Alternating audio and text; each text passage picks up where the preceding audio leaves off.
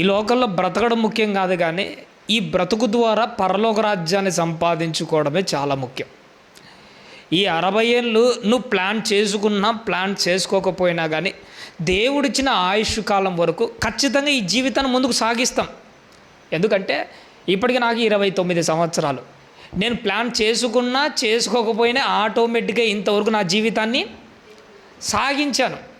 ఇక దేవుడు నాకు 1 సంవత్సరం ఇవ్వని, 5 ఏళ్ళు ఇవ్వని, ఒకవేళ దేవుడు కృప చూపించే 30 ఏళ్ళు ఇవ్వని, 40 ఏళ్ళు ఇవ్వని, 50 ఏళ్ళు ఇవ్వని, ఆల్రెడీ 30 సంవత్సరాలు నేను ఏ ప్లాన్ చేసుకోకపోయినా ఎలాగైతే ఈ జీవితాన్ని సాగించానో దేవుడిచ్చిన ఆయుష్ కాలం వరకు ఏదో ఒక విధంగా సాగిపోతుంది. ఇది ఈ లోకాన్ని సాగించడం ముఖ్యం కాదు, కానీ ఈ లోకం తర్వాత పరలోక రాజ్యానికి ఎలా వెళ్ళాలన్నదే ఈరోజు మన ముందరున్న అతి పెద్ద ప్రశ్న. ప్రేమ దేవుని వల్ల ఇందాక చెల్లి ఒక మంచి మాట చెప్పింది, రేపటి దినము గురించి అతిశయపడకూడదట, చింతించకూడదు.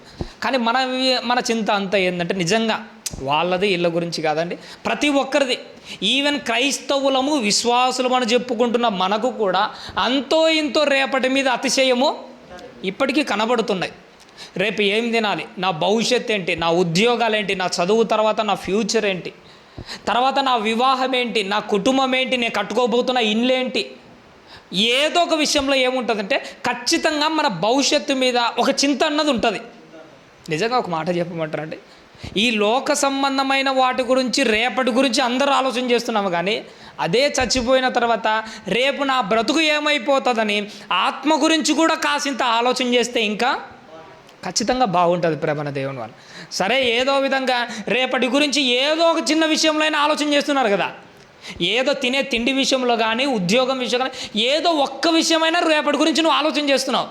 రేపటి గురించి ఆలోచన చేస్తున్న మనము అందులో నా భవిష్యత్ ఏంటి, పరలోక రాజ్యం కోసం నేను దేవుని కోసం ఎలా వెళ్ళాలి, దేవుని దగ్గర ఎలా నిలబడాలి, వీటిని గురించి కూడా చాలా అంటే చాలా గొప్పగా ఆలోచన చేస్తే నీ ముందర ప్రత్యక్షమయ్యే ఒక దివ్య గ్రంథం ఏంటంటే అదే బైబిల్ అండి.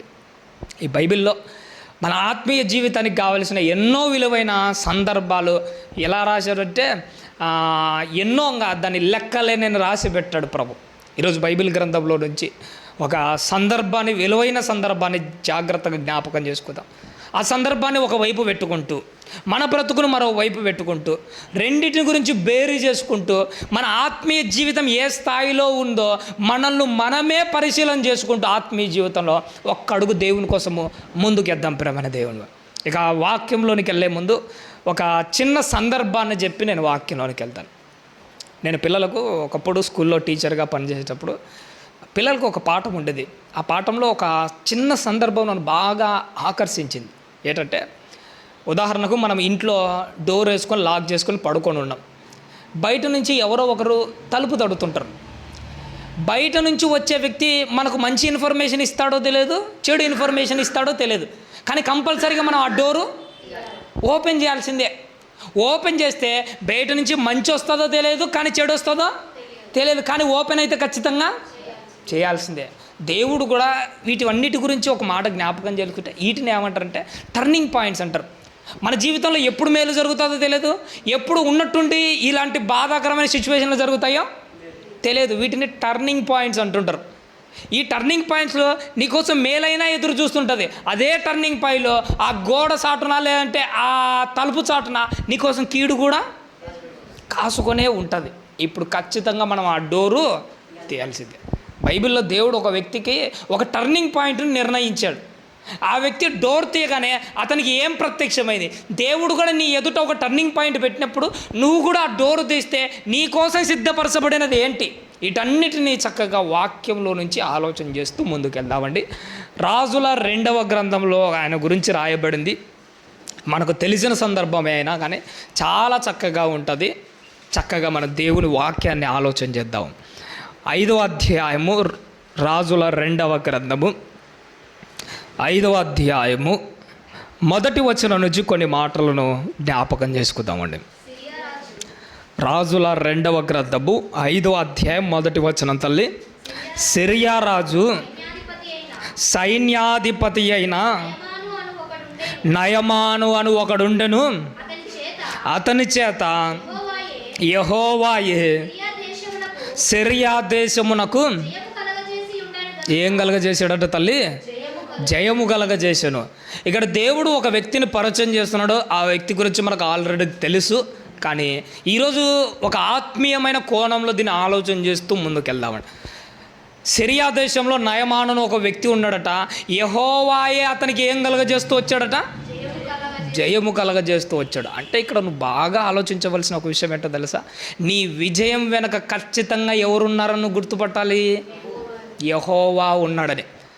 కొంతమంది అంటుంటారు, నా జీవితంలో నేను గెలిచానండి, నా జీవితంలో నేను బాగుపడ్డానండి, నా జీవితంలో ఉద్యోగాన్ని సాధించానండి, నా జీవితంలో ఇంత స్థాయికి వచ్చానండి అని అంటుంటారు.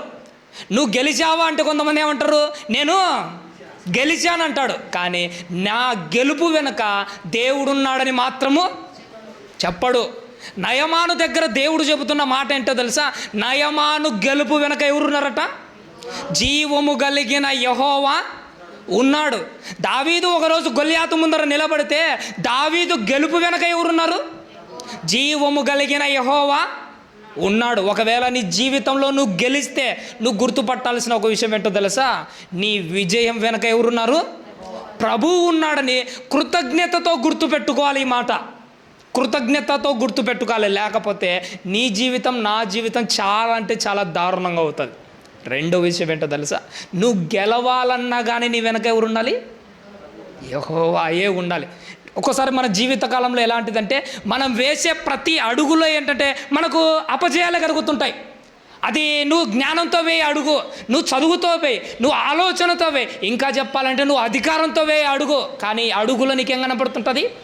అపజయమే కనపడుతుంటుంది. ఎందుకంటే నీ అడుగుల వెనుక ప్రభువు లేడు కాబట్టిగా.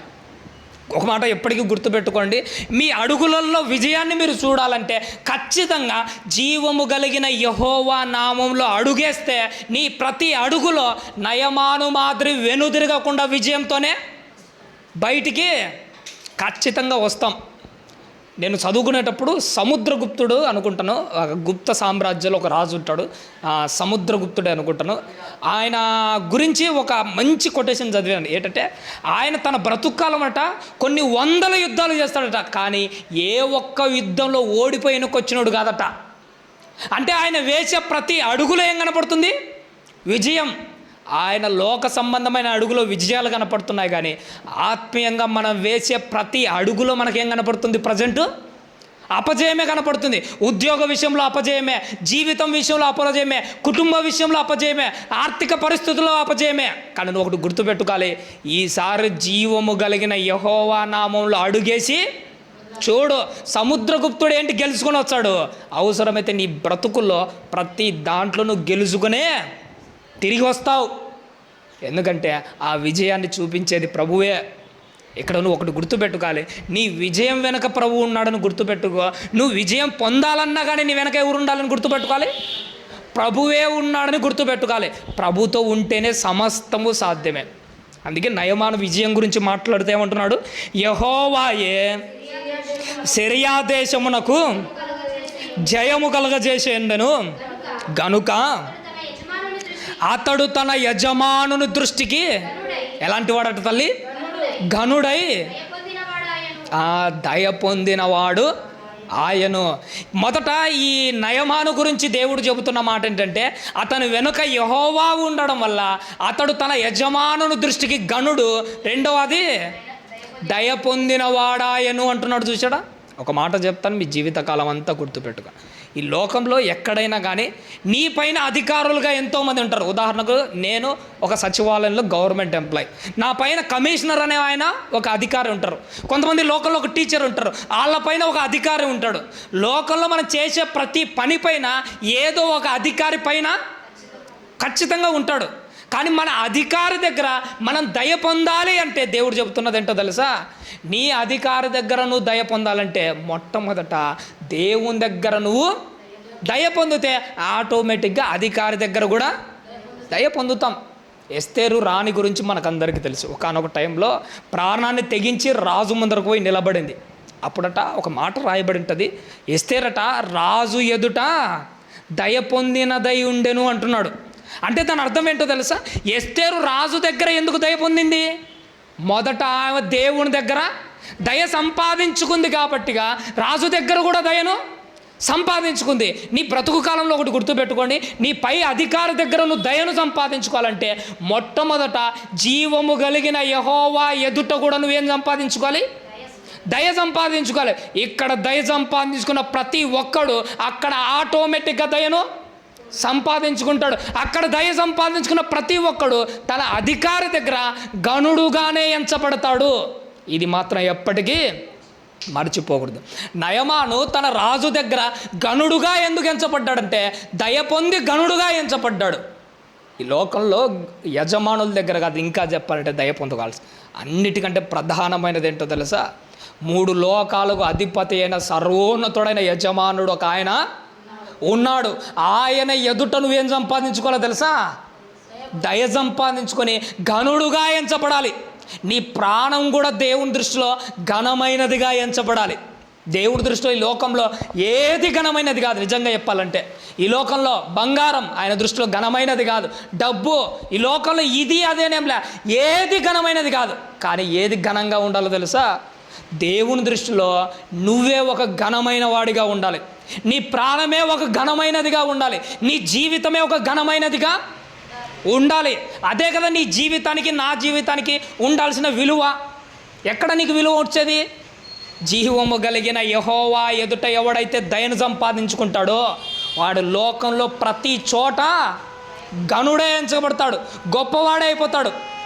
దానియేలు గారు ఆ ప్రపంచాన్ని పరిపాలించే ఆ రాజ్యంలో అంత గొప్పవాడు కావడానికి కారణం ఏంటో తెలుసా? యెహోవా ఎదుట దయను సంపాదించుకున్నాడు కాబట్టి. జీవము కలిగిన యెహోవా ఎదుట దయను సంపాదించుకున్న ప్రతి ఒక్కరి జీవితం ఇలానే ఉంటుంది. యోసేపు గారి జీవితాన్ని ఒక్కసారి ఆలోచించగలిగితే ఐగుప్తు రాజ్యంలో అంత గొప్పగా గనుడుగా ఎంచబడడానికి కారణము దేవుని దయను సంపాదించుకున్నాడు. దానియేలు అంత గొప్పవాడు కావడానికి కారణము దేవుని దయను సంపాదించుకున్నాడు. అబ్రహాము వేసే ప్రతి అడుగులో గొప్పవాడు కావడానికి కారణము దేవుని దయను సంపాదించుకున్నాడు. ఇక్కడ నేను గుర్తుపెట్టుకోవాల్సింది ఏంటంటే దేవుని దయను సంపాదించుకుంటే జీవము కలిగిన యెహోవా ఎదుట కూడా నువ్వు గనుడుగా ఎంచబడతావు. ఇదే నీ జన్మ పరమార్థమై ఉండాలి. ప్రమాణ దేవుని వల్ల అతడేట తన యజమానుని దృష్టికి గనుడై దయ పొందినవాడాయను. ఎలాంటి వాడట తలెడతాడు? మహాపరాక్రమశాలి అయి ఉండెను. కానీ ఎలాంటి వాడట? కుష్ఠరోగిట. పైకి మాత్రం చూచి ఎలా ఉన్నాడో తెలుసా? మహాపరాక్రమశాలి. కత్తి పట్టుకుంటే కొన్ని వేల మంది కుత్తుకలను ఊచకోత కోసే సామర్థ్యం. ఎంత గొప్పవాడైనప్పటికీ అతనిలో ఉన్న చిన్న లోపం ఏంటో తెలుసా? అతడు కుష్ఠరోగి. వెంటనే ఒక మాట అనుకున్నాడు ఏంటంటే ఎంత పరాక్రమం ఉంటే ఏ ప్రయోజనం? ఈ చిన్న కుష్ఠరోగం ఆయన ఎలా గుచ్చేదో తెలుసా? మన గుండెకు ఒక చిన్న సూదితో గుచ్చుతుంటే ఎట్టుంటుందో అనుక్షణం ఆయనకు అలా ఫీల్ అయిపోయాడు. నాకు ఎంత పరాక్రమం ఉంటే ఏంటి, ఈ చిన్న కుష్ఠరోగం నన్ను రోజు రోజుగా ఏం చేస్తుందట? క్షీణింపజేసి కృంగదీస్తూ ఉందట. గుర్తుపెట్టుకోండి, ఆత్మీయ జీవితంలో నువ్వు ఎంతో విశ్వాసమని నువ్వు చెప్పుకున్నా, నేను భక్తిపరుడనని నేను మాట్లాడుకున్నా కానీ, నీ భక్తి నీకు ధైర్యాన్ని పుట్టించినా కానీ, నిజంగా చెప్పాలంటే దేవుని దృష్టిలో నీకు విశ్వాసము, భక్తి, యథార్థత లేకపోతే ఆ చిన్న లోపమే నిన్ను కూడా ఏం చేస్తుంటుంది తెలుసా? గుచ్చుతూనే ఉంటుంది. ఎంత ఉంటే ఏంటండి ఈ చిన్న బలహీనత ఉంటే? గుర్తుపెట్టుకోండి, ఈ లోకంలో మనం ఎంత సంపాదించుకున్నా, ఏ ఆత్మీయ జీవితంలో ఎంత గొప్ప స్థాయికి వచ్చినా కానీ, ఎప్పుడండి మీరు బాప్తిసం తీసుకున్నారంటే కొంతమంది అంటుంటారు, నేను నా టీనేజ్లోనే 14 ఏళ్లలో బాప్తిసం తీసుకున్నాను, ఇప్పుడు నా వయసు 60 ఏళ్ళు. ఎప్పుడో 14 ఏళ్ళప్పుడు బాప్తిసం తీసుకున్నా, ఇప్పుడు నా వయసు 60 ఏళ్ళు. అప్పటి నుంచి నేను దేవునిలో ఉన్నాను, నా విశ్వాసం గొప్పది, నా భక్తి గొప్పది ఏంటేటో చెప్తుంటారు. ఎంత విశ్వాసం ఉన్నా, ఎన్ని సంవత్సరాల భక్తి నీ దగ్గర ఉన్నా కానీ ఒక చిన్న బలహీనత నీలో ఉన్నదా? 60 ఏళ్ళ నుంచి కట్టుకొని వస్తున్న నీ భక్తి ఏమైపోతుంది తెలుసా? అంతే, పేక మేడల్లా కూలిపోతుంది.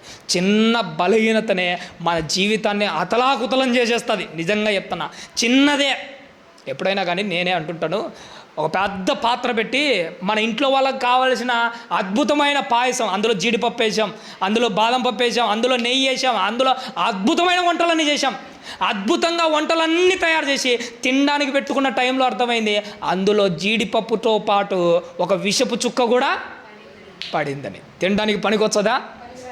ఎంత అద్భుతంగా వండినదైనా ఒక చిన్న విషపు చుక్క చూశారు, తను ఏం చేసింది? సర్వనాశనం చేసేసింది. చూసినారు? 60 ఏళ్ళ నుంచి పెంచి పోషించుకోవచ్చున్న నీ భక్తి కూడా ఒక చిన్న బలహీనతతో ఏమైపోతుంది తెలుసా? సర్వనాశనం అయిపోతుంది. అందుకోసమే నువ్వు నేను దేని దగ్గర జాగ్రత్తగా ఉండాలి? బలహీనత ఒక్కటైనా కానీ అది మన జీవితాన్ని సర్వనాశనం చేస్తుంది. ఇది ఏదైనా కానీ ఒక్కటే. లోకంలో మనం పరీక్షలు రాస్తుంటాం, 35 మార్కులు వచ్చామంటే పాస్ అనుకోండి. ఒకటి 34 వచ్చాయి, వాడు పాస్ అయినట్టా ఫెయిల్ అయినట్టా? ఫెయిల్ అయినట్టే. సార్ దగ్గరికి వచ్చి, ఏడు సార్ 34 వచ్చాయి కదా, నాకు రావాల్సింది ఎన్ని? ఇంకా ఒకటే కదా. ఒక్కటి రానంత మాత్రం అన్ని మాటలు అంటారా? 34 వచ్చాయి కదా. నీకు 34 వచ్చినా కానీ ఒక్కటి రాకపోతే నువ్వు ఓడిపోయినట్టే. ఒక్కటి లేకపోయినా నువ్వు ఓడిపోయినట్టే. దేవుడు నీతో నాతో చెబుతున్న మాట ఏంటో తెలుసా? నీకు ఎంత భక్తి ఉన్నా కానీ ఒక్క బలహీనతతో నువ్వు ఓడిపోయినట్టే. అంతే, ఇక ఓడిపోయినట్టే. అనిల్ అన్న ఒక సందర్భం చెబుతూ, ఒక ధనవంతుడు యేసుక్రీస్తు వారి దగ్గరికి పరిగెత్తుకుంటూ వచ్చాడట. మోకాళ్ళ మీద పడ్డాడట. సాష్టాంగ పడి నమస్కారం చేసి, అయా పరలోక రాజ్యానికి పోవడంటే నేను ఏం చేయాలి? నీ ఆజ్ఞలన్నీ ఫాలో అయ్యరా నాయన అని చెప్పాడు. అయితే నేను చిన్నప్పటి నుంచి వాటిని ఫాలో అవుతున్నానయ్యా. అయితే నీకు ఒకటి కొదవగా ఉంది. ఏంటి? నీ ఆస్తి నమ్మి బీదలకి. వాడు ఏం చేశాడో తెలుసా? వ్యసన పడుతూ వెళ్ళిపోయాడట. ఆ సందర్భం చదివిన తర్వాత ఒకటి నాకు అర్థమైంది ఏంటో తెలుసా? ఒక్క బలహీనత ఆయన ఎక్కడికి పోకుండా చేసిందో తెలుసా? పరలోక రాజ్యానికి పోకుండా చేసింది. ఎన్ని ఆజ్ఞలన్నీ ఫాలో అవుతున్నాడు. ఒక్కటే చూసారా? ఒక్కటి పరలోక గేట్ ఓపెన్ కాకుండా చేసింది. ఒక్కటే చాలా ఇంపార్టెంట్. మనమేమనుకుంటాం, అన్నీ చేస్తున్నాం కదా, ఇది ఒక్కటే కదా నాలో బలహీనతను అనుకుంటాం. ఆ ఒక్కటే పరలోక తలుపులు క్లోజ్ చేస్తుంది నీకోసం. ఆ ఒక్కటే పాతాళపు వాకిలు తెరుస్తుంది నీకోసం. ఒక్కటంటే ఒక్కటి కూడా లేకుండా చూసుకోవాలి ప్రేమ దేవుని వారలారా. ఒక్కటే మన జీవితాన్ని నాశనం చేస్తుంది. అతడట నిజంగా చెప్పాలంటే 99 మెట్లు ఎక్కాడు. ఒక్కటి ఎక్కితే ఎక్కడికి వెళ్తాడు? పరలోక రాజ్యానికి పోయే సామర్థ్యం అతడిది. అతడు ఒక్క మెట్టు ఎక్కలేక ఆగిపోయాడు. మనం ఎలాంటి వాళ్ళో తెలుసా? మనం మొదటి మెట్టు దగ్గరే ఆగిపోతాం. అది అతనికి మనకు తేడా. ఒక్క మెట్టు ఎక్కలేకపోయాడు, మనము మొదటి మెట్టే ఎక్కలేకపోతున్నాం. మొదటి మెట్టే ఎక్కలేకపోతే ఇంకా అన్ని మెట్లు ఎక్కి ఎప్పుడు వెళ్తాం? అంతకు మించి పైకి ఎప్పుడు వెళ్తాం చెప్పండి? ఒక్కటంటే ఒక్కటి కూడా ఉండకుండా చూడు. ఎన్ని ఉంటేనేది ఈ బలహీనత ఉంది కదయ్యా. అబ్రహాం దగ్గరికి వచ్చి, అబ్రహమా అంటే, ఏటయ్యా, కనబడుతున్న కనాను దేశం అంతా నీదే, నువ్వు వేసిన ప్రతి అడుగు స్వర్ణమయమే, నీదే అంటాడు. అప్పుడు ఆయన బాధతో ఒక మాట అంటాడు, ఎన్ని ఉంటే ఏంటయ్యా, నాకెవరు లేరు, సంతానం లేదయ్యా, పిల్లలు లేరు. ఎన్ని ఉంటేనేంటయ్యా నాకు ఈ పిల్లలు లేనప్పుడు? ఈరోజు నువ్వు నేను అనాల్సిన, ఆత్మీయంగా అనాల్సిందే ఏంటో తెలుసా? ప్రభువా, బాప్తిసం తీసుకొని నుంచి నేను కూడా చాలా ఏళ్ళయింది ప్రభువా, విశ్వాసంలో ఉన్నానని నేను బాగా చెప్పుకుంటున్నానయ్యా, సంఘానికి ప్రతిరోజు వెళ్ళేవాడిని నేనే ప్రభువా, అయినా కానీ ఎవరికి తెలియని రహస్యం ఏంటో తెలుసా ప్రభువా, ఎంత ఉంటేనేంటయ్యా నాలో కూడా ఈ చిన్న బలహీనత ఉంది, దయతో ఈ విషయంలో నా పట్ల దయ చూపించయ్యా. అబ్రహాం, అయ్యా నాకు పిల్లలు కావాలయ్యా అని ఎలా అయితే అన్నాడో, ప్రభువా నాలో కూడా ఈ బలహీనత ఉంది, ఇది ఒక్కటి తీసే ప్రభువా. ఎన్ని రోజులు నువ్వు అడగాలి? ఎంత అడగాల్సింది, మనం ఏం అడుగుతున్నాం చెప్పండి? ఖచ్చితంగా ఇది మనలో ఉండాలి మన దేవుని వారిలో. ఇతడు కూడా ఎలాంటి వాడట? మహాపరాక్రమశాలి అయినప్పటికీ అతడు కుష్ఠరోగి. సిరియనులు గుంపులు గుంపులుగా బయలుదేరి ఎలా పోతున్నారట? వీళ్ళు గుంపులు గుంపులుగా పోతుంటారంట ఇజ్రాయేలుల మీదకే. నిజంగా ఆ సందర్భం చదివినప్పుడు నాకేమనిపించిందో తెలుసా? ఇజ్రాయేలుల మీదకి సిరియలు గుంపులు గుంపులుగా ఎలా అయితే పోతాడో, అపవాది కూడా తన ఆలోచనలతో నీ మీదకి ఎట్టొచ్చదో తెలుసా? శోధనలనే గుంపులు గుంపులుగా వస్తుంది. ఒకదానికి నువ్వు పడకపోతే రెండో దానికి పడతావు. డబ్బుకు పడలేదా? అమ్మాయికి పడతావు. అమ్మాయికి పడలేదా? ఇంకొక దానికి పడతావు. దానికి పడలేదా? అధికారానికి పడతావు. దానికి పడలేదా? ఏదో ఒకదానికి పడతావని అది ఎట్టొచ్చదో తెలుసా? ఒక్కొక్కటిగా దాడి చేసి గుంపులు గుంపులుగా దాడి చేస్తుంది. పన్నావా అతలాకుతలం అయిపోతాం.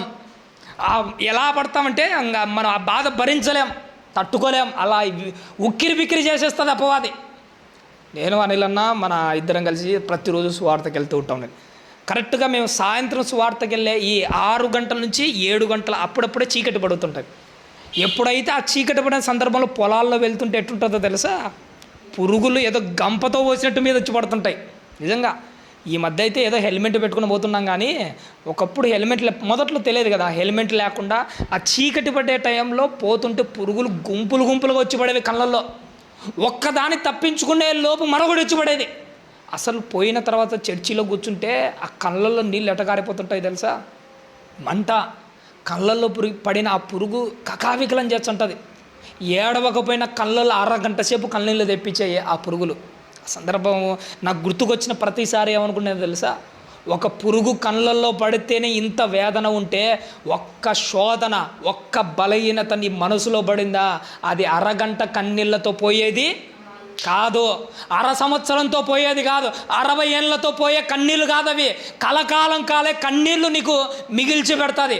ఒక చిన్న పురుగు 1/2 గంట కన్నీళ్ళు తెప్పిస్తే ఒక చిన్న బలహీనత నీ బ్రతుకు కాలం అంతా నాశనం చేస్తుంది, బ్రతుకు కాలం అంతా. అందుకే ఒక మాట గుర్తుపెట్టుకోండి, సిరియనులు ఎలా అయితే గుంపులుగా వచ్చాడో అపవాది యొక్క ఆలోచనలు కూడా నీ మీద గుంపులుగా దాడి చేస్తుంది. ఆ దాడుల్లో మనము తట్టుకోలేం, దెబ్బ మీద దెబ్బ వేస్తుంది. యోబు మీదకి వచ్చింది, యోబు దగ్గరకు వచ్చి ఏం చేసిందో తెలుసా, దెబ్బ మీద దెబ్బ వేసింది. డబ్బు, ఆస్తి, హోదా, అంతస్తు, గౌరవం, కుటుంబం, చివరకు భార్య, చివరకు తన శరీరం దెబ్బ మీద దెబ్బ వేసింది. చూసినారా, గుంపులుగా వచ్చి నీ మీద దెబ్బ వేస్తుంది. పడిపోయావా, కోలుకోలేవు ప్రభన దేవుని వల్ల. అగత్పాతాలానికి తొక్కాలని ప్రయత్నం చేస్తుంది. నువ్వు ఎలా ఉండాలో తెలుసా, ఒక రక్షణ వలయాన్ని ఏర్పాటు చేసుకొని యోబు వలె ఒక పటుత్వం కలిగిన వీరోచితంగా భక్తిని పరులుగా ఉంటేనే నిలబడతాం. కాలము అప్డేట్ కాలే. యోబు గారి కాలంలో కాలం అప్డేట్ కాని కాలంలో అపవాది కూడా పెద్దగా అప్డేట్ అయి ఉండదు. ఈరోజు కాలం అప్డేట్ అయిపోయింది, కాలంతో పాటు అది కూడా అప్డేట్ అయి ఉంటుంది. యోబు గారు మాత్రమే దాడి చేయదు, యోబుకు మించే దాడి చేస్తుంది. ఆనాడు భక్తి పరుల మీద ఎలా అయితే శోధనలతో దాడి చేసిందో అంతకు మించి రెట్టింపు దాడి చేస్తుంది ఇప్పుడు. ఎందుకంటే లోకమే కాదు, అపవాది కూడా అప్డేట్ అయి ఉంటుంది. నువ్వు కూడా ఎలా ఉండాలి తెలుసా, అప్డేట్గా ఉండాలి భక్తి జీవితంలో. అప్డేట్గా ఉంటేనే దాని శోధనలేంటి, దాని ఆలోచనలేంటి, దాని ఉచ్చులేంటి, దాని ఎర్రలేంటి అని ప్రతి దానిని అర్థం చేసుకుంటూ సాగిపోవాలి. ఎక్కడ ఏ దాని వెనక ఏ ప్రమాదం పొంచి ఉందో అర్థం చేసుకోవాల్సిన సిచ్యువేషన్లో ఉండాలి విశ్వాసి. అలా ఉండాలి మనం. అదే కదా మన జీవితానికి పరమార్థం అంటే. సిరియనులు గుంపులుగా ఎలా అయితే దాడి చేస్తాడో అది కూడా నీ మీద దాడి చేయడానికి సిద్ధంగా ఉంటుందట. ఇంకా ఏమంటున్నారు తల్లి, వారు అసట నుండి ఒక చిన్నదాన్ని చెరగొనితేగా అది నయమాను భార్యకు ఏం చేస్తూ ఉన్నదట, పరిచారం. ఆ దాడి చేసి ఒక చిన్నదంటే టీనేజ్లోకి ఎంటర్ అయింటుంది. ఒక అమ్మాయిని ఏం చేశాడో తెలుసా, పట్టుకొని చెర తీసుకొని వచ్చారట. ఎలా తీసుకొని వచ్చారో తెలుసా, బానిస బ్రతకడానికి ఈడ్చుకొని వచ్చారట ప్రభర దేవుని వాళ్ళు. నిజంగా ఆ చిన్నదాన్ని ఎలా అయితే ఈడ్చుకొని వచ్చాడో అపవాది కూడా మనల్ని ఏం చేస్తుంటుంది తెలుసా, మన బలహీనతలనికే తాడు కట్టుకొని మనల్ని కూడా ఈడ్చుకొని పోతుంటుంది. మనం ఏం చేయలేం. డైరెక్ట్ నేను ఒక వాడ చెప్పకంటే, ఎప్పుడైనా ఈ మందు తాగే వాళ్ళు ఉంటారు చూసినాడు, ఆడు చాలా కఠినమైన నిర్ణయాలు తీసుకుంటారు. ఒక్కొక్కరు ఎన్ని రోజులు ఈ మందు తాగుతాం వద్దు అనుకుంటారు. ఆడు దారిలో వెళ్ళేటప్పుడు మందు షాపు కనపడిందంటే, అదే ఇది ఆల్కహాల్ మందు షాపు కనపడిందంటే ఎవడు వాడిని పిలిచాల్సిన అవసరం లేదు. ఆ పక్క షాప్లో ఉన్నవాడు ఏమైనా పిలుచాడా, కిరాణా షాప్ వాడైనా పిలుచాడేమో, కానీ వాడు పిలిచాడు. పిలవకపోయినా కానీ ఈడే పోతుంటాడు. కిరాణా షాప్ వాడైనా పిలుచాడేమో, కానీ మందు షాప్ వాడు పిలవకపోయినా కానీ ఎందుకు పరిగెత్తున్నాడు, మందు షాప్ వాడు కాదు ఈయన పిలుస్తున్నది, ఈయన మనస్సే ఈయన లాగుతూ ఉంటుంది. అపవాది ఒక కుక్కను, చచ్చిపోయిన కుక్కను తాడు కట్టుకొని ఈడ్చుకొని పోయినట్టు బలహీనతలో ఉన్న ప్రతి ఒక్కరిని ఈడ్చుకొని పోతుంది. నిజంగానే ఈడ్చుకుపోతుంది అది. ఆ బలహీనతల్లో నువ్వు ఉంటే ఆ అనుభవం నీకు ఇప్పటికీ అర్థమై ఉంటుంది. అది ఎలా ఈడ్చుకొని వెళ్తుందో. ఒకడు సెల్ ఫోన్లో పిచ్చి బూదులు తీసే అలవాటు ఉంటుంది. ఆడు సమయం వచ్చిందా ఒంటరి బ్రతక ఎవరు లేరనుకుంటే ఆటోమేటిక్గా ఈడ్చుకొని పోతుంది. మందు తాగడానికి ఆటోమేటిక్గా ఈడ్చుకొని పోతుంది. వ్యభిచారం చేసే అలవాటు, రోడ్డు పక్కన అమ్మ కనపడిందా ఈడ్చుకొని పోతుంది. అలా ఏం పిలవాల్సిన అవసరం లేదు. పిలవకపోయినా కానీ పరిగెత్తే రోజులు ఇవి. ఎవడు పిలవడు, కానీ ఏం చేస్తుంది తెలుసా, అపవాది చచ్చిన కుక్కను ఈడ్చుకొని పోయినట్టు చచ్చిపోయిన నిన్ను కూడా అలానే ఈడ్చుకొని పోతుంది. ఈడ్చుకొని పోయేటప్పుడు నీకు ఏమైనా చేయాలనిపిస్తుంటుంది, అయ్యో ఏంటి బాధ అనిపించుంటుంది, కానీ నువ్వు నేను ఏమీ చేయలేం. చచ్చిన కుక్కకైనా చలనం ఉండదు, కానీ నువ్వు బతికి ఉన్న కుక్క లెక్క ప్రవర్తిస్తుంటావు. అప్పుడు అది నేను ఈడ్చుకొని పోయేటప్పుడు ఆ రోడ్డు తట్టుకొని చర్మం రేస్తున్నప్పుడు ఆ మంట నీకు అప్పుడు అర్థం కాదు. ఎప్పుడు అర్థమవుతుంది తెలుసా? ఆ మంట ఎప్పుడు అర్థమవుతుందంటే మళ్ళీ బయట పక్కన పడేసి ఖాళీగా కూర్చున్నప్పుడు ఆ చర్మంలో ఉన్న మంట అప్పుడు అర్థమైంది. ఎప్పుడంటే పాపం చేసిన తర్వాత అర్థమవుతుంది. అపవాది పాపం చేయడానికి ఈడ్చుకొని పోయేటప్పుడు ఒక కుక్కను రోడ్డు మీద ఈడ్చుకునేప్పుడు దాని చర్మం లేస్తూ ఉంటుంది. ఆల్రెడీ చచ్చిన కుక్క, అది దానికి ఏదో చలనం ఉండదు. కానీ మనం బ్రతికిన కుక్కలం, మనల్ని కూడా ఈడ్చుకుని వెళ్తుంటుంది. అది ఈడ్చుకునేటప్పుడు మన చర్మం కూడా లేస్తూ ఉంటుంది. కానీ ఆ నొప్పి అప్పుడు తెలియదు. ఎప్పుడు తెలుసా? అదంతా కోరిక తీరిన తర్వాత ఒక చోట కూర్చొని ఆలోచన చేస్తుంటే తర్వాత అర్థమవుతుంటుంది దాని దెబ్బలేంటో, దాని బాధ ఏంటో. ఇది మీకు అర్థమైతే అప్పుడు బాధ పడకూడదంటే అది ఈడ్చుకొని పోకముందే అటువైపుకు వెళ్ళకూడదు, అంతే.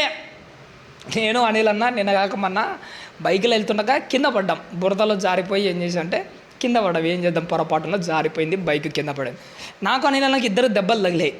దెబ్బలు తగినప్పుడు పడినప్పుడు ఏం కలే, లేచాము, బాగుంది, అంతా సూపర్గా ఉంది అనుకున్నాం. కానీ తెల్లవారిన తర్వాత తెలిసింది ఆ మంట ఏందో, ఆ నొప్పి ఏంటో. 5 రోజులు తగ్గలే నాకు ఆ మంట, తట్టుకోలేకపోయినా. ఏటి ఇంత బాధ అనిపించింది. పడినప్పుడు దెబ్బలు తెలియదు, ఆ తర్వాతనే అర్థమవుతాయి. నీకు కూడా పాపం చేస్తున్నప్పుడు ఆ ఫీలింగ్ అర్థం కాదు. పాపం చేసి కోరిక తీర్చుకున్న తర్వాత, కాలం గడిచిన తర్వాత అప్పుడు ఎందుకు చేశాను అని ఆ వేదన ఎట్టుంటుందో తెలుసా? గుండెల్లో ముళ్ళులా గుచ్చుకుంటుంటుంది. ఆ వేదన మామూలుగా ఉండదు. ఆ చిన్నదాన్ని ఈడ్చుకొని పోయారట, బానిస బతుకుల్లో పరిచారం చేస్తున్నదట. ఇంకా ఏమిటి తల్లి, అది ఆ చిన్నది చెబుతుంది, ఏమంటుంది? షోమ్రోనులో ఉన్న ప్రవక్త దగ్గర నా ఏలిన వాడుండవలనని నేనెంతో ఆ చిన్నది ఒక సలహా చెబుతుంది. ఏమన్నదో తెలుసా? అయ్యా, ఈ నయమాను కుష్ఠరోగం నేను చూశాను. ఈ కుష్ఠరోగంతో అతడు ఇక్కడే ఉంటే బాగుపడాడు. ఎక్కడుండాలి? షోమ్రోనులో ఒక ప్రవక్త ఉన్నాడు, అక్కడ ఉంటేనే నయమాను బాగుపడతాడు. నయమాను ప్రపంచంలో ఎక్కడున్నా బాగుపడాడు, షోమ్రోనుకి వెళ్తేనే బాగుపడతాడు. ఇది నీకు అర్థమైతే నీ బ్రతుకు నువ్వు ఎక్కడున్నా లోకంలో బాగుపడవు. ఎక్కడుంటే బాగుపడతావు తెలుసా? జీవము కలిగిన యెహోవా దగ్గర ఉంటేనే బాగుపడతాం. షోమ్రోనులో ప్రవక్త దగ్గర ఉంటే నయమాను కుష్ఠరోగం బాగుపడుతుందేమో, కానీ జీవము కలిగిన యెహోవా నామం దగ్గర నువ్వు ఉంటే నువ్వే కాదు, నీ కుటుంబమే కాదు, నీ తరతరాల కుటుంబము జీవము కలిగిన యెహోవా నామంలో చక్కగా బాగుపడతారు, అంతే. అందుకోసం ఎక్కడ ఉండడానికి ప్రయత్నం చేయాలి. ఈ సమయంలో నేను అక్కడుంటే బాగుంటుంది. అందరూ ఏమనుకుంటారు? సర్వసాధారణంగా ఆదివారం, ఇప్పుడు కరెక్ట్గా మంది ఏంటంటే సాయంత్రం ఆదివారం అందరూ ఆదమరిసి నిద్రపోయే టైము.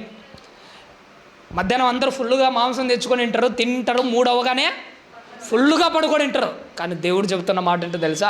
ఈ టైంలో నువ్వు నిద్రపోవడం కంటే, ఈ టైంలో ఒక సినిమా ముందర కూర్చోవడం కంటే, ఈ టైంలో పోరంబోకులతో ఆ పనికి మాల చెత్త మాటలు మాట్లాడకంటే జీవము కలిగిన యెహోవా సన్నిధానంలో ఉండడమే మేలు. సెల్ ఫోన్ పట్టుకొని గేమ్లు ఆడుతూ నీ సమయాన్ని వ్యర్థముగా పోనించడం కంటే, ఆ సెల్ ఫోన్లో చెత్త చూడడం కంటే జీవము కలిగిన యెహోవా యొక్క బైబిల్ పట్టుకోవడమే మేలు. ఖచ్చితంగా నీ జీవితం బాగుపడుతుంది. అంటే ఒక మాట చెప్పింది, జీవము కలిగిన ఆ షోమ్రోన్ అనే ప్రవక్త ఒక ఆయన ఉన్నాడమ్మా, అక్కడికి వెళ్తే బాగుపడుతుంది. ఇంటికి వెళ్ళిన తర్వాత ఆ సందర్భం అంతా చదువుకుంటే ఏమంటారు తెలుసా? వెంటనే ఏం చెప్తాడు? చక్కగా ఆ చిన్నదాని యొక్క మాట విని ఏం చేస్తాడు? తన యొక్క లోపాన్ని సరి చేసుకోవడానికి ఆ షోమ్రోనుకు ఒక మాట చెప్పమంటండి. నయమాను తనలో లోపం ఉందని గుర్తుపట్టాడు. ఒక చిన్నది చెప్పగానే తనలో ఉన్న చిన్న లోపాన్ని సరిదిద్దుకోవడానికి షోమ్రోను పట్టణానికి వెతుక్కుంటూ వెళ్ళిపోయాడు. షోమ్రోను పట్టణానికి బాగుపడతానంటే ఆయన ఒక్కడే కాదు, బాగుపడతానంటే నీకు వచ్చిన రోగాలు కొన్ని ఉంటాయి. మనకు ఇక్కడ బాగుపడలేదా? ఎక్కడో హైదరాబాద్లో ట్రీట్మెంట్, మంచి ట్రీట్మెంట్ ఉందంటే బాగుపడడానికి అంత దూరం పోతాం. విజయవాడ అంటే వెళ్తాం, బెంగళూరు అంటే ఇక్కడ ఎక్కడ కాదు, ఎక్కడో వేలూరులో మంచి ట్రీట్మెంట్ ఉంటుందంటే లక్షలు ఇలా చేతిలో పట్టుకొని పరిగెత్తుకుంటూ అంత దూరము. శరీరాన్ని బాగు చేసుకోవడానికి అంతంత దూరం పోతున్నారు కదా, మరి నీ ఆత్మను బాగు చేసుకోవడానికి నేను ఎంతో దూరం పోమని చెప్పట్లే. నీ చేతుల్లో ఉన్న అరచేతుల్లో ఉన్న బైబిల్ దగ్గరికి రమ్మనే చెప్తున్నాడు. నీ దగ్గరలో ఉన్న దేవుని సన్నిధానానికి రమ్మని చెప్తున్నాడు. ఇక్కడ కూడా మనం రాకపోతే, ఇక్కడ కూడా మనం లేకపోతే మనం ఏం బాగుపడతాం చెప్పండి? నీ జీవితాన్ని బాగుపడడం కోసము ఎంత దూరం పోవడానికైనా సిద్ధపడ్డాడు. ఎవరు? నయమాను. అంత దూరం పోవడానికి ఆయన పోయింటే కారణం ఏంటో తెలుసు, ఎలాగైనా నాలో ఉన్న ఈ లోపాన్ని తీసేసుకోవాలి. నిన్న అనిల్ అన్న ఒక న్యూస్ పంపించాడు. నిజంగా BMW కంపెనీ అని ప్రపంచ ప్రఖ్యాతిగాంచిన ఒక కంపెనీ ఉంటుంది. తాను తయారు చేసిన కంపెనీలలో ఆ కార్లలో 3,31,000 కార్లు ఎలా ఉన్నాయి తెలుసా? పేలిపోయే ప్రమాదం ఉందట. అందులో ఒక ఇంజన్లో మంట వచ్చి పేలిపోయే ప్రమాదం ఉంది. అది గమనించి BMW కంపెనీ ఏం చేసిందో తెలుసా? తాను కంపెనీ అమ్మేసిన 3,31,000 కార్లను మళ్ళీ రిటర్న్ రప్పించింది. ఎందుకో తెలుసా? మేము తయారు చేసిన కంపెనీ కార్లలో ఈ చిన్న లోపం, దీనివల్ల కారే తగలబడే ప్రమాదము ఉంది. ఆ చిన్న లోపాన్ని మేము సరిదిద్దుతాం, మళ్ళీ వెనక్కి పంపించండి అని. ఒక BMW కారు తన కార్లలో ఉన్న చిన్న లోపాన్ని గుర్తుపట్టింది, కానీ మనం మాత్రమే మనలో ఉన్న ఆ చిన్న లోపాన్ని గుర్తించలేకపోయాం. BMW ఉన్న ఆ చిన్న కార్ని తగలబెడతాదట. మనలో ఉన్న చిన్న లోపము మన నరకంలోనే పూర్తిగా తగలబెడతాది. ఖచ్చితంగా నువ్వు నేనేం చేయాలో తెలుసా? అతను తన కార్లను ఎలా అయితే వెనక్కి రప్పించాడో నీ పాత జీవితాన్ని మళ్ళీ వెనక్కి రప్పించుకొని మొదట్లో బాప్తిసం రోజు ప్రారంభించిన ఆ భక్తి జీవితాన్ని మళ్ళీ మొదలుపెట్టు. మళ్ళీ మొదలు పెట్టడానికి నీ పాత జీవితాన్ని అంతా రీకాల్ చేయి. ఎక్కడ పడిపోయావో గుర్తుపెట్టుకో, ఎక్కడ దిగజారావో అర్థం చేసుకో, మళ్ళీ వెనక్కి రా, మళ్ళీ మొదటి నుంచి ప్రారంభిస్తేనే నీ బ్రతుకు బాగుపడుతుంది. లేకపోతే ఆ కారు తగలబడిపోయినట్టు నువ్వు కూడా ఖచ్చితంగా తగలబడిపోతాం. చూసారా? తన జీవితాన్ని బాగు చేసుకోవడానికి ఎంత చేయడానికైనా ఆయన వెనకాడట్లా, ఎంత దూరమైనా పోతాం అని ఒక చిన్నది చెప్పిన ఆ చిన్నదాని మాట నమ్మి ఎక్కడికి వెళ్ళాడు? షోమ్రోను అనే పట్టణానికి వెళ్ళాడు.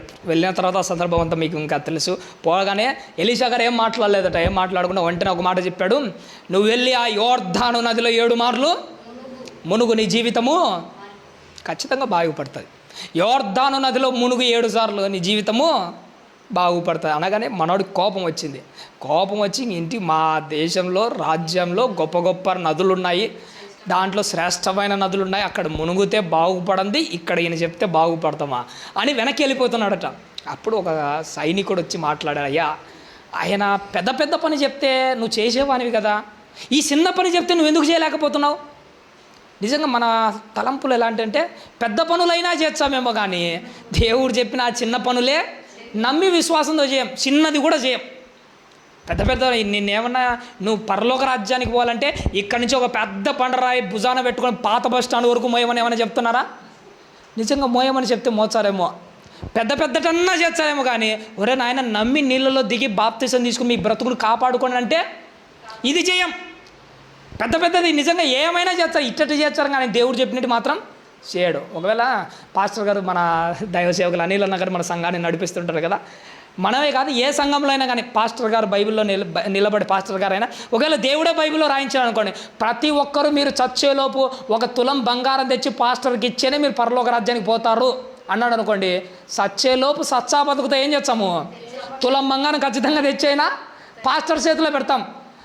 అదైనా చేస్తామేమో, కానీ పరిశుద్ధంగా బ్రతికి నమ్మకంగా విశ్వాసంతో బాప్తిసం తీసుకోండి రా నాయన అంటే ఇది చేయరు, కానీ అదైనా చేస్తాం. చూసారా? మన జీవితాలు ఇట్నే ఉంటాయి. దేవుడు చెప్పినది చిన్నదైనా కానీ అది విశ్వాసంతో చేయడంలో ఉంది. అందుకోసమే యోర్దాను నదికి వెళ్ళయ్యా, నీ జీవితం బాగుపడుతుంది, మునుగుతావంటే అందరూ ఏమనుకుంటారు? నేను ఈ మధ్య కొంత బాగా వింటున్నదంటే యోర్దాను నదిలో ఏదో జరుగుతున్నట్టుంది. నయమాను మునిగిలేగానే 7 సార్లు మునగగానే బాగుపడ్డాడు. యేసుక్రీస్తు వారు కూడా బాప్తిసం ఎక్కడ తీసుకున్నాడు? యోర్దానులోనే. ప్రవక్త అయిన యోహాను గారు కూడా ఎక్కువగా బాప్తిసాలు ఎక్కడ ఇచ్చాడట? యోర్దాను నదిలోనే బాప్తిసాలు ఇచ్చా. అంటే యోర్దాను నదిలోనే ఏదో ఉంది, పేరు చెప్పకూడదు, కానీ ఒకప్పుడు మన ముఖ్యమంత్రి గారు కూడా బాప్తిసం ఎక్కడ తీసుకున్నాడట? ఆ యోర్దాను నదిలో. అంటే యోర్దాను నదిలో ఏదో ఉందన్న ఫీలింగ్ ఇలాది. యోర్దాను నదిలో ఏమి లేదు, నీళ్ళు తప్ప. అసలు అంతా ఎక్కడ జరుగుతుందో తెలుసా? దేవుడు చెప్పిన మాట వల్ల యోర్దాను నదిలో మునగగానే నయమాను స్వస్థత పొందినాడు. నయమాను కుష్ఠరోగం పోవడానికి కారణం ఏంటంటే యోర్దానులో ఉన్న నదిలో నీళ్లు కాదు, దేవుడు చెప్పిన మాటలోనే అదంతా జరిగింది. గెహజీ గారికి కూడా కుష్ఠరోగం వచ్చింది. ఆడు కూడా యోర్దాను నదిలో 7 కాదు, నేను 14 సార్లు మునుగుతుంటాడు, బాగుపడతాడా? యోర్దాను నదిలో ఏమీ లేదు, దేవుడు చెప్పిన మాటలో ఉంది. ఇక్కడ నేను గుర్తుపెట్టుకోవాల్సింది ఏంటో తెలుసా, దేవుడు బైబిల్లో ఒక మాట చెప్పాడంటే అది చిన్నదైనా విశ్వాసంతో నువ్వు నీళ్ళలో దిగి నమ్మి బాప్తిసం తీసుకుంటున్నావు చూసినావా, ఆ నమ్మకంలో ఉంది నువ్వు పరలోక రాజ్యానికి పోవడం అంతే. అందుకోసమే నమ్మి విశ్వాసంతోనే ఏదైనా సాధించుకో. దేవుడు పెద్ద పెద్ద పనులు ఏం చెప్పట్లే, నమ్మి విశ్వాసంతో నువ్వు చేయాల్సిన చిన్న పనులే చెబుతున్నాడు. మనం ఏంటి పెద్ద పనులు అయితే చేస్తామేమో కానీ చిన్న పనులు విశ్వాసంతోనే చేయలేకపోతున్నాం. వెంటనే ఏం చెప్పాడు, 7 సార్లు మునగబట్టే మొత్తానికి తన పనోడు చెప్పగానే మొత్తానికైతే 7 సార్లు మునిగాడు. మొదటిసారి మునిగాడట, లేలే బాగుపల్లె. రెండోసారి, మూడోసారి, 4సారి ఇదంతా మనము విన్నదే. 6 సార్లు మునిగాడు కానీ మారలే. 7వసారి మునగగానే అతని జీవితంలో ఏం జరిగిందట, గొప్ప మార్పు వచ్చిందట ప్రేమ దేవుని. ఇప్పుడు నేను ఒక మాట చెప్తాను, గుర్తుపెట్టుకోండి. అతడు 7 సార్లు మునిగిన తర్వాత సంపూర్ణమైన స్వస్థత వచ్చింది. దేవుడు నీ జీవితకాలంలో ఒక మాట చెప్పినప్పుడు గుర్తుపెట్టుకోండి, మధ్యలో ఏమి జరగదు, చివరి వరకు నమ్మకంతో నిలబడితేనే అంతా జరుగుతుంది. మన వాళ్ళు దేవుడు కూడా ఎన్నో మాటలు నీకోసం వాగ్దాన రూపంలో చెప్పింటాడు. ఏంటి ఇంకా జరగలే, ఏంటి ఇంకా జరగలే, ఏంటి ఇంకా జరగలే అని అనిపిస్తుంటుంది. ఏంటి అంతలేక జరగాలనా? దేవుడు చెప్పిన మాట నెరవేరేంత వరకు సంపూర్ణంగా చివరి వరకు ఎదురు చూడాలి. ఆ చివరి వరకు నువ్వు ఎదురు చూసినా ఆ రోజు కూడా నీకు జరగలేదు అంటే అప్పుడు ఆ మాట నువ్వు నమ్మకపోయినా పర్లేదు. మధ్యలో జరగాలంటే అవుతుందా? మధ్యలో ఏం జరగదు, చివరి వరకు ఉంటేనే జరుగుతుంది. మనమే వరి పంట వేసింటాం, వేసిన 10 రోజులకు పచ్చగా ఉంటుంది. 10 రోజులకి ఏంటి ఇంకా గింజలు కాయలేదని టెన్షన్ పడితే, 20 రోజులకి ఇంకా కాయలేదంటే దాని కాలం 4 నెలలు లేదంటే 3 నెలలు. ఆ కాలం వరకు ఎదురు చూడు. 4 నెలలైనా కాయకపోతే అప్పుడు ఆ పంటను విడిచిపెట్టి వెళ్ళిపో. దేవుడు కూడా నీకు ఒక మాట చెప్పింటాడు, మధ్యలో టెన్షన్ పడక, ఏంటి ఇంకా జరగలే, ఇంకా జరగలే, అది జరగలే, ఇది జరగలే అంటే మధ్యలో ఏమి జరగదు. ముగింపు వరకు విశ్వాసంతో ఉండు, ఖచ్చితంగా అది ఖచ్చితంగా జరుగుతుంది. ఎందుకు జరగదు? దేవుడు చెప్పిన ప్రతి మాట జరుగుతుంది.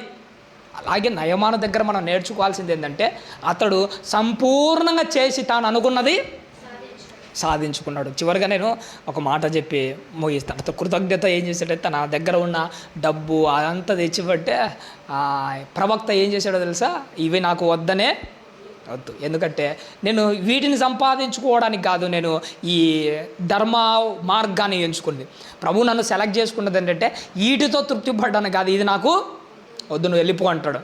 వెళ్ళిపోగానే ఎలీషా గారికి దాని మీద కోరిక లేకపోవచ్చు, కానీ గెహజీ గారికి మాత్రం భయంకరమైన కోరిక. మా యజమానునికి అర్థమే కాకుండా ఇంత ఎప్పుడు సంపాదించుకోవాలి, ఒక్కసారి ఏమవుతుంది ఒకవేళ తీసుకున్నా కానీ దేవుడు ఏమని అంటాడా? దేవుడు ఏమన్నాడు, ఈయననే చాలా ఏదో చేస్తున్నాడు, సరలే ఆడిపోతున్నాడు కదా అని పరిగెత్తుకుంటూ పోయి ఏం చేశాడట, అయ్యా ఎక్కడో ఎఫ్రాయిం మన్య నుంచి 2 యవనస్తులు వచ్చారు, వాళ్ళ కోసం డబ్బు ఇంత ఇంత వెండి ఇంత బట్టలు కావాలయ్యా, దుస్తులు అంటే అప్పుడు ఒక మాట అంటాడు. అప్పుడు ఏమాట అంటాడంటే, నీకు ఇష్టమైతే వీటికి రెట్టింపు తీసుకో. గెహజీ గారి మనసులో ఏంటంటే కాసింత పాపాన్ని సంపాదించుకుందామని పోయాడు. పాపం కోసం పరిగెత్తిన వాడికి ఆ కాసింత పాపంతోనే వాడు చేతులు దులుపుకోలే. అపవాదం ఏం చేసిందో తెలుసా, రెట్టింపు. నువ్వు కూడా పాపం చేయడానికి పరిగెత్తున్నాకో, ఏదో ఒక చిన్న కోరిక తీర్చుకోవాలని అక్కడికి వెళితే ఆ ఒక్క కోరికతో నీకు తీరిపోదు, దానికి రెట్టింపు పాపం నీకు అంటగట్టే నిన్ను బయటికి పంపిస్తుంది. నీకు అర్థం కాదు. ఒక్కదాని జోలికి వెళ్తే ఆ ఒక్కదాన్ని కప్పుకోవడానికి ఇంకొకటి నువ్వు చేయాల్సి వస్తుంది. పాపం తప్పు మీద తప్పు నిన్ను చేయించి అది నిన్నే నలగొడుతుంది. అదేదో చిన్నప్పుడు నేను ఒక కథ చదువుకుండేవాడిని. ఏంటంటే ఒకడట చెట్టు చివరన కూర్చొని తాను కూర్చున్న కొమ్మను నరుక్కుతున్నాడు. వీడేమనుకుంటున్నాడు, నేనేదో చెట్టుకు హాని చేస్తున్నాను అనుకుంటున్నాడు. కాదు, చెట్టుకు కాదు కూడా హాని చేస్తున్నాడు, తనకై తానే హాని చేసుకుంటున్నాడు. మనం కూడా కోరిక తీర్చుకోవడంతో ఏమైతుందంటే ఏదో ఎదుటి వాళ్ళ జీవితాన్ని నాశనం చేస్తున్నాము, ఎదుటి వాళ్ళ దగ్గర పాడు పనులు చేస్తున్నాం, దొంగతనాలు చేస్తున్నాం, మోసాలు చేస్తున్నాం, అబద్ధాలు చేస్తున్నాం అంటారు. ఎదుటోళ్ళకి కాదు నువ్వు చేస్తున్నది, ఆ ద్రోహం నీ మట్టుకు నువ్వే చేసుకుంటున్నావు. ఎందుకంటే అటు పోయిన ద్రోహం ఖచ్చితంగా ఆ బాణం నీ మీదకి వచ్చి పడుతుంది, నీ గుండెను చీలుస్తుంది, నిన్ను ఖచ్చితంగా అదే బాణమే నిన్ను చంపేస్తుంది. చూసారా, గెహజీ యొక్క ఆ జీవితము అతన్నే ఎలా అయితే ముంచిందో నీ జీవితం కూడా నిన్ను అలానే ముంచుతుంది ప్రభన దేవుని వల్ల. ఇక్కడ నేను మొదట్లో చెప్పిన ఒక మాట మీరు జ్ఞాపకం పెట్టుకోవాలి. ఎందుకంటే మనం ఇంట్లో పడుకున్నాము, బయట నుంచి తలుపు తడుతుంటాము, తలుపు తట్టేటప్పుడు ఖచ్చితంగా మనం డోరు తీయాల్సి వస్తుంది. బయట నుంచి మంచి వస్తుందో తెలియదు, చెడు వస్తుందో తెలియదు. నయమానుకు మంచి వచ్చింది, గెహజీ గానికి మాత్రము చెడు వచ్చింది. అది దేవుడు పంపించినది కాదు, కానీ వీళ్ళకై వీళ్ళే కోరి తెచ్చుకున్నది. అది నయమాను కోరి సేవకుని దగ్గరికి వెళ్ళాడు, గెహజీ కోరి పాపం దగ్గరికి వెళ్ళాడు. డోరు తెరిచాడు. వీళ్ళిద్దరు టర్నింగ్ పాయింట్లు రెండుగా మారిపోయాయి. నయమాను జీవితం తేజమానంగా వెలుగుతూ వచ్చింది. గెహజీ గారి జీవితం పతనమైపోతూ తరతరాలు వచ్చేసింది. కాబట్టి ప్రేమైన దేవుని వల్ల ఎలాంటి మేలి మలుపు మన జీవితంలో ఉంటుంది. పాపం కోసం పరిగెత్తామా, గెహజీ మాత్రం అవుతాం. అదే ఒక నయమాను మాత్రం దేవుడు తట్టిన తలుపు కోసం తెరిచామా, ఖచ్చితంగా మన జీవితాలు బాగుపడతాయి. నయమాన జీవితం వెలిగినట్టు మన జీవితం కూడా వెలుగుతాయి. ఈ లోకంలో వెలగకపోయినా కానీ పరలోకంలో వెలుగుతే చాలు. ప్రమాణ దేవును పట్టుదలతో పోరాడాలి, ఓపికతో పోరాడాలి, విశ్వాసంతో పోరాడాలి. పరలోకం చేరుకునేంత వరకు పోరాడుతూనే ఉండాలి. నయమాన జీవితాన్ని బట్టి, గెహజీ జీవితాన్ని బట్టి ఎన్నో గొప్ప పాఠాలు దేవుడు మన కోసం బైబిల్లో రాయించాడు. సందర్భాలు చదువుకుంటూ మనం ముందుకు చక్కగా వెళ్ళిపోతూ ఆత్మీయ జీవితాన్ని ముందుకు సాగిద్దామండి. అలా మీరు నేను మనమందరం ఉండాలని ఆశపడుతూ ఓపికతో విన్నందుకు మీకు అందరికీ నా నిండు మనసుతో వందనాలు తెలియజేస్తూ ఈ నా మాటలు ముగిస్తున్నాను.